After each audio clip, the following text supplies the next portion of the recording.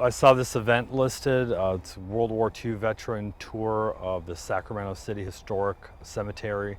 I saw the notice on the Sacramento News and Review about the event today, and it was basically storytelling about Sacramento area veterans from the World War II era, folks that are buried here, and kind of what the stories were of their service and of Sacramento back in that time frame. Why is it important for you to come and listen to this? And why should it be important to all of us?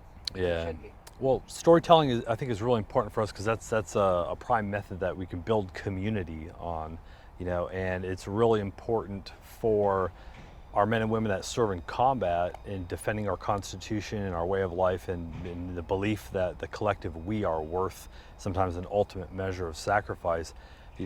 For those of us that go forward and serve in combat and bear witness to our brothers and sisters that give their lives in defense and belief of we are worth all that profound measure is a gift that is absolutely life-changing. And the people in the community that aren't there on the forward edge of the battlefields that witness that are back here at home, they need to hear that, to hear, the profound measures of sacrifice and care that are given for everyone in our country.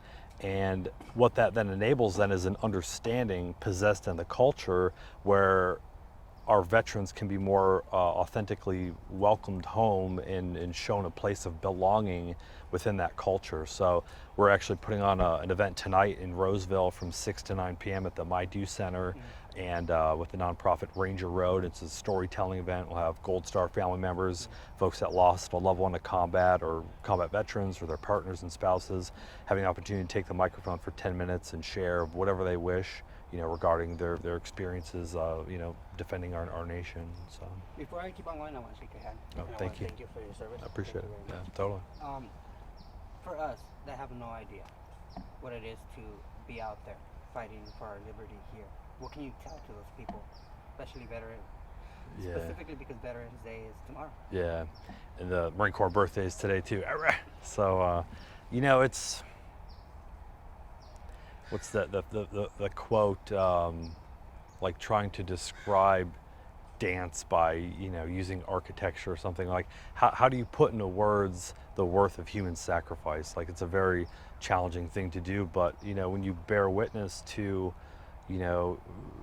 people that their names, their food preferences, what they like to do for fun, you're friends with them, and you see a human being that to that level give that sacrifice where they surrender their life, their existence in body ends, and it's all in the belief that, we're all worth it, and it's a profound measure of care, and it's been going on, ever since our country's been established back in 1776, and, it's something that the people in our community need to hear, and I think it's a powerful force to bring better community about and bring people together in our country, to find what we have in similarity instead of looking at what we have as differences, and John F. Kennedy had a great quote from 1961. He said, "Let your patriotism be reflected in your creation of confidence in one another," and storytelling and sharing those stories of sacrifice is a great way to build up one another and their confidence and demonstrate to the extent that we're cared for, because it's a precious thing that's given, but we have such a small portion of our nation that serves in the military in this all volunteer force where, I did 6 combat tours, in Iraq and Afghanistan. During a draft era, that would have been done by me doing 1 plus 5 other people each doing 1, which if everyone survived would have been 5 other people going into 5 jobs, communities, churches, schools, and sharing of that impact and that sacrifice of war. But nowadays with an all volunteer service, you have less and less people taking on more and more and more of the task, so it's less agents of information or witness of these events that in turn then share with the culture. So I don't know if that answered your question or not. No, that was perfect. Yeah. I assume you lost your legs at war. Can you tell me your story?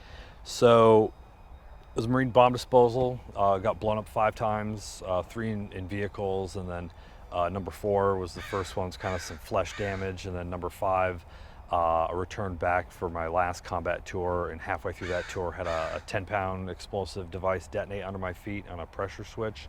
So you step on it and cause it to detonate. And you know, I'd gone back that tour because a good friend of mine, a buddy, you know, he was born in San Jose, grew up in Poway down in San Diego. We were on a team together, and you know, he was killed that tour. It was my first tour as a bomb tech, and Mike Tayatao was his name, Filipino American. And after he gave his life, I had this just tremendous desire to express a thanks to him for, you know, what he did and what he gave, and I felt totally futile, like I couldn't express the thanks.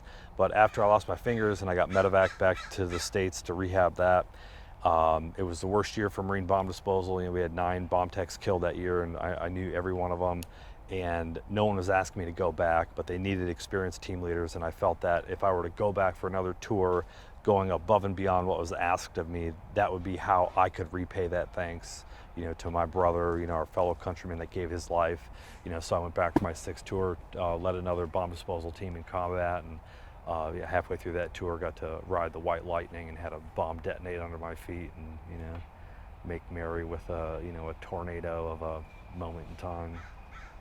Well, people buried here are heroes of war.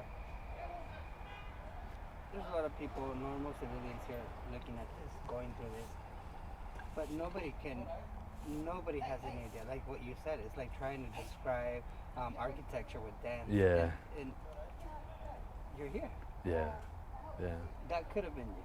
totally, In another one of these tours. totally, yeah. How do you feel about it? It's a profound realization to imagine that, you know, if this injury is losing both my legs above the knees, you know, if I would have been in a different conflict, you know, say in Vietnam, you know, where they couldn't really do medevacs due to the monsoon rains or the, you know, the intense firefights that would go on for days or weeks, I very well would have passed away, you know, due to blood loss or possible infection. You know, nowadays in our military, we're trained in self-aid, buddy aid. So, you know, if we're injured, if we have the ability to apply tourniquets, you know, if we're having like a arterial bleed or something, then we do that. Or to our buddy, you know, we have corpsmen, our medics on scene that administer life-saving measures. But it's a profound thing to yet be alive and to recognize that, you know, if this injury would have happened in another conflict, I very likely would have died from these injuries. And I think about that sometimes, and, you know, how things would have worked out. You know, my then wife would have got paid, you know, various insurance monies and stuff. This woman who you know, we later divorced, and life went on. But if I would have died, you know, she would have been, you know, honored in the way she would have been. And, you know, I have thoughts regarding that. And so much of the learning experience in this it shows how the relativism, you know, everything's relative. You know, I have a friend, 20 days after I was hit, my junior team member got blown up, and he's a triple amputee now as a result of that bomb blast. He's missing 2 legs above the knees, missing an arm, I believe at the elbow, and he has like several fingers left on his hand, you know. And when I think of how bad I got it, you know, I look at other friends that have it much worse, and I was like, it's not my place to complain, you know, because I have so much still. And then even in their cases, you know, you can look at that relativism of the folks that died, you know, to yet be alive is all the reason to be grateful for this existence, you know. Talk to me about the respect you have for these people here. Yeah, so the respect I have for folks here, you know, this is my first time in the cemetery. We just moved up to Sacramento 2 years ago. My wife and I are both studying to work in mental health here in the area. And, you know, that Alexander Hamilton's son is buried here, that John Sutter Jr., his body was removed from Acapulco, Mexico, and interned here.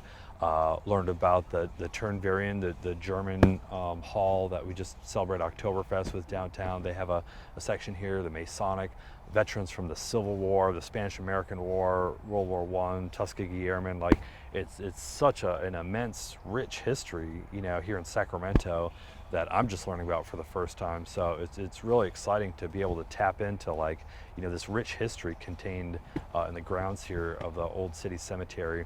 And a good friend of mine, a Vietnam vet, you know, said folks die twice in this life, you know, once when they leave their body, and the second time when their name is mentioned no more.